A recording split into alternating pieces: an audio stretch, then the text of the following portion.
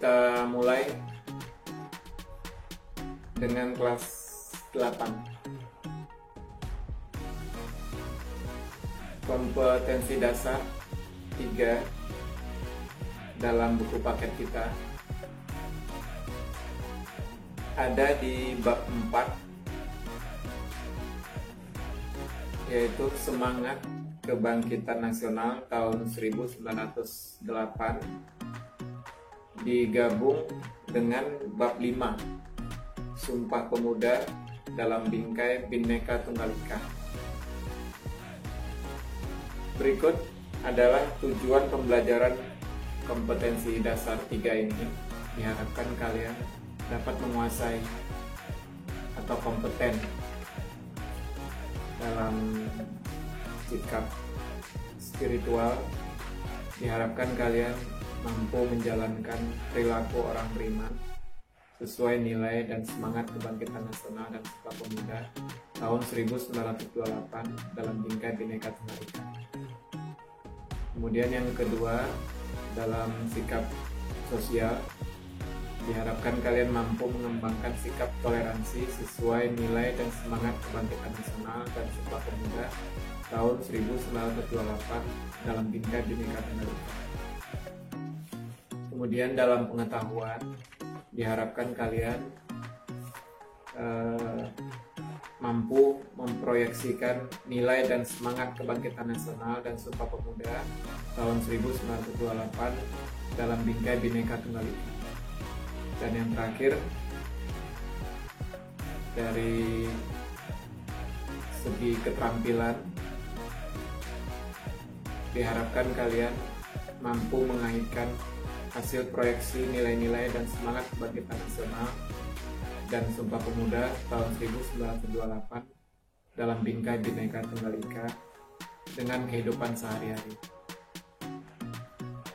Jadi inilah kompetensi yang diharapkan yang dapat kalian kuasai setelah mempelajari materi. Materi pertemuan pertama yang akan kita bahas dalam video ini adalah kondisi bangsa Indonesia sebelum tahun 1908. Diharapkan setelah mempelajari materi ini, kalian dapat pertama menjelaskan apa hubungan rusaknya ekonomi Eropa dengan dimulainya penjajahan Belanda di Indonesia.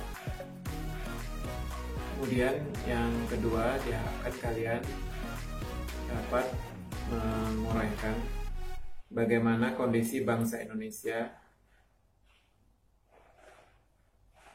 pada masa penjajahan Belanda sampai sebelum tahun 1908. Kemudian yang ketiga, kalian mampu memberikan pendapat apakah kondisi seperti yang disebutkan pada bagian pertama tadi, yaitu rusaknya ekonomi suatu negara atau suatu kawasan, dapat berdampak negatif terhadap negara lain, misalnya terjadinya penjajahan seperti yang disebutkan pada soal nomor 1 tadi. Baik, para siswa sekalian, kita akan mulai mempelajari materi tentang kondisi bangsa Indonesia sebelum tahun 1908. Silakan dibuka buku paket kalian. Kita baca terlebih dahulu materinya, mulai dari halaman 77. Rusaknya ekonomi Eropa akibat peperangan dan perkembangan teknologi pelayaran pada abad ke-15 menyebabkan negara-negara di Eropa melakukan ekspedisi untuk mencari sumber-sumber ekonomi dan lahan baru untuk dilakukannya perdagangan. Ternyata kemudian bangsa Eropa tidak hanya melakukan perdagangan, melainkan langsung menguasai dan menjajah negara-negara yang mereka anggap baru diketemukan. Awal dimulainya penjajahan Belanda di Indonesia dimulai sejak didirikannya Verenigde Oost-Indisch Company atau VOC pada tanggal 20 Maret 1602.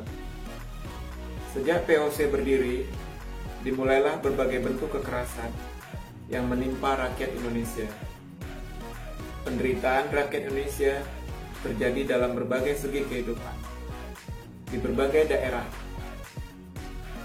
VOC melakukan tindakan dengan melaksanakan politik divide et impera atau adu domba, yaitu saling mengadu domba antara kerajaan yang satu dan kerajaan yang lain, atau mengadu domba di dalam kerajaan itu sendiri. Politik adu domba makin melemahkan kerajaan-kerajaan di Indonesia dan merusak seluruh sendi kehidupan masyarakat. Bangsa Indonesia makin menderita ketika Daendels 1808 sampai 1811 berkuasa. Upaya kerja paksa atau rodi guna membangun jalan sepanjang Pulau Jawa dari Anyar sampai Panarukan untuk kepentingan militer membuat rakyat makin menderita. Penderitaan berlanjut karena Belanda kemudian menerapkan kultur stel-stel atau tanam paksa. Peraturan tanam paksa diterapkan oleh Gubernur Jenderal Hindia Belanda Van den Bosch tahun 1828. Sistem tanam paksa mewajibkan rakyat menanami sebagian dari sawah dan atau ladangnya dengan tanaman yang ditentukan oleh pemerintah dan hasilnya diserahkan kepada pemerintah. Tanam paksa menyebabkan rakyat diperas bukan hanya tenaga, melainkan juga kekayaannya, sehingga mengakibatkan banyak sekali rakyat yang jatuh miskin. Di pihak lain, penjajah mendapatkan kekayaan bangsa Indonesia yang berlimpah untuk membangun negara Belanda dan menjadi negara kaya di Eropa. Penderitaan bangsa Indonesia menumbuhkan benih perlawanan di berbagai daerah. Perjuangan melawan penjajah dipimpin ulama atau kaum bangsawan. Sultan Hasanuddin di Sulawesi Selatan, Sultan Ageng Tirtayasa di Banten, Tuanku Imam Bonjol di Sumatera Barat, Pangeran Diponegoro di Jawa Tengah, memimpin perjuangan rakyat melawan penjajah. Perjuangan rakyat untuk mengusir penjajah belum berhasil. Hal ini disebabkan perjuangan masih bersifat kedaerahan dan belum terorganisasi secara modern. Penderitaan yang dialami bangsa Indonesia menyadarkan beberapa orang Belanda yang tinggal atau pernah tinggal di Indonesia. Di antaranya Baron Van Hopvel, Edward de Westdekker, dan Mr. Van de Penter. Edward de Westdekker terkenal dengan nama samaran Multatuli, menulis buku Max Havelaar pada tahun 1860. Buku ini menggambarkan bagaimana penderitaan rakyat Lebak, Banten akibat penjajahan Belanda. Mr. Van de Penter mengusulkan agar pemerintah Belanda menerapkan politik balas budi atau etis politik. Politik balas budi terdiri dari 3 program, yaitu edukasi, transmigrasi, dan irigasi. Atas desakan berbagai pihak, akhirnya pemerintah Belanda menerapkan politik balas budi. Politik balas budi bukan untuk kepentingan rakyat Indonesia, melainkan untuk kepentingan pemerintah Belanda. Contoh, irigasi dibangun untuk kepentingan pengairan perkebunan milik Belanda. Pembangunan sekolah atau edukasi bertujuan untuk menyediakan tenaga terampil dan murah. Di sisi lain, pembangunan sekolah melahirkan dampak positif bagi bangsa Indonesia, yaitu munculnya masyarakat terdidik atau mulai memiliki pemahaman dan kesadaran akan kondisi bangsa Indonesia yang sebenarnya. Bangsa Indonesia saat itu kondisinya bodoh, terkebelakang, dan kemiskinan merajalela. Mereka yang mengenyam pendidikan dan sadar akan nasib bangsanya selanjutnya menjadi tokoh-tokoh kebangkitan nasional. Demikian tadi para siswa sekalian, materi kondisi bangsa Indonesia sebelum tahun 1948. Materi ini menguraikan latar belakang terjadinya penjajahan Indonesia dan bagaimana kondisi bangsa Indonesia pada masa penjajahan. Lalu setelah berpuluh-puluh tahun, akhirnya terjadi angin perubahan, yaitu diterapkannya politik etis oleh Belanda pada bangsa Indonesia. Dan ternyata selain penderitaan yang diterima oleh bangsa Indonesia, namun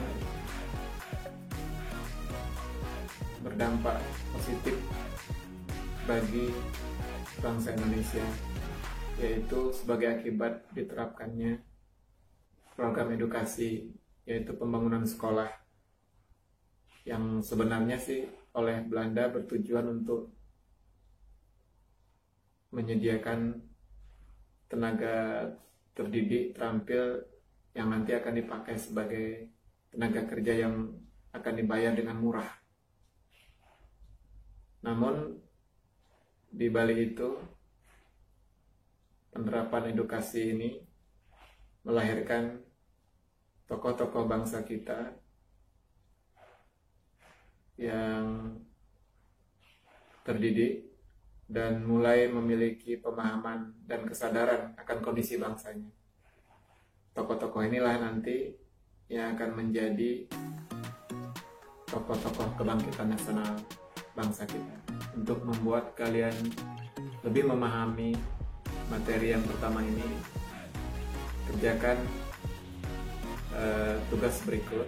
Ada 3 pertanyaan, yaitu yang pertama, jelaskan apa hubungan rusaknya ekonomi Eropa dengan dimulainya penjajahan Belanda di Indonesia. Kemudian yang kedua,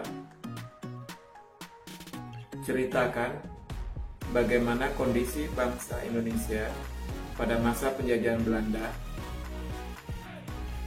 sampai sebelum tahun 1908. Kemudian soal nomor 3, menurut pendapat kalian, apakah kondisi seperti yang disebutkan pada soal nomor 1 dapat terjadi saat sekarang ini? Jelaskan. Kondisi yang disebutkan pada soal nomor 1 yaitu adanya suatu negara atau kawasan yang ekonominya rusak akibat peperangan atau hal-hal lain, tapi akhirnya berdampak terjadinya penjajahan di negara lain. Apakah menurut pendapat kalian kondisi tersebut bisa saja terjadi pada saat sekarang ini? Jelaskan pendapat kalian. Kita bertemu lagi minggu depan dalam materi pelajaran selanjutnya. Tetap belajar dan tetap semangat. Sampai jumpa minggu depan. Assalamualaikum.